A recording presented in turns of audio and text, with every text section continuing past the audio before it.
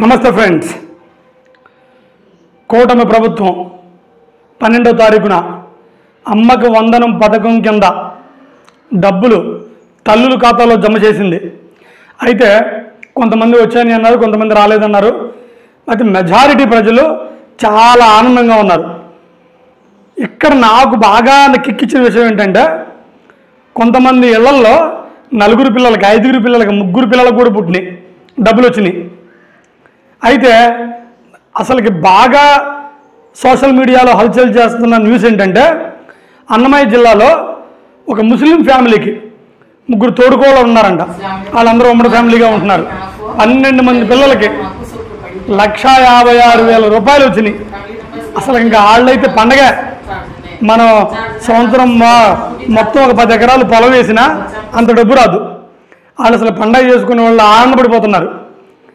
ఏదైనప్పటికీ కూటమి ప్రభుత్వం ఇలా అమ్మకి వందనం పథకం కింద మహిళల ఖాతాల్లో డబ్బులు వేయటం మాత్రం చాలా ఆనందంగా ఉంది. మా ఇంట్లో కూడా 15,000 వచ్చినాయి, చాలా ఆనందంగా ఉంది.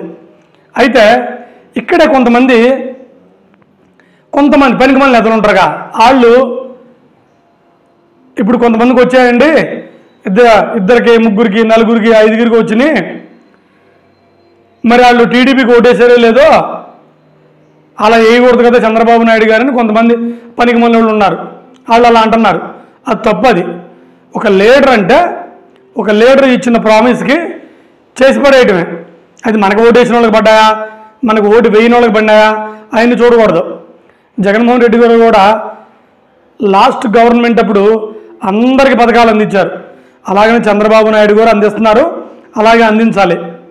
అయితే దీని ప్రకారం మరి ఈ గ్రాఫ్ ఎంతకాలం పెరిగిద్దో మనకు తెలియదు. కానీ చంద్రబాబు నాయుడు గారి గ్రాఫ్ నిన్న 12వ తారీఖు నుంచి కొంచెం గ్రాఫ్ పెరిగింది. కూటమి ప్రభుత్వం మీద కొంచెంమంది ప్రజలు ఒక మంచి సానుకూల దృక్పథంతో ఉన్నారు. మరి రాబోయే రోజుల్లో ఎలా ఉంటుందో మనకు తెలియదు. కానీ ప్రస్తుతానికైతే హ్యాపీ.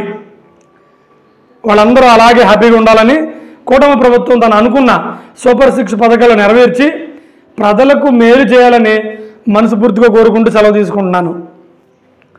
జై ఆంధ్రప్రదేశ్.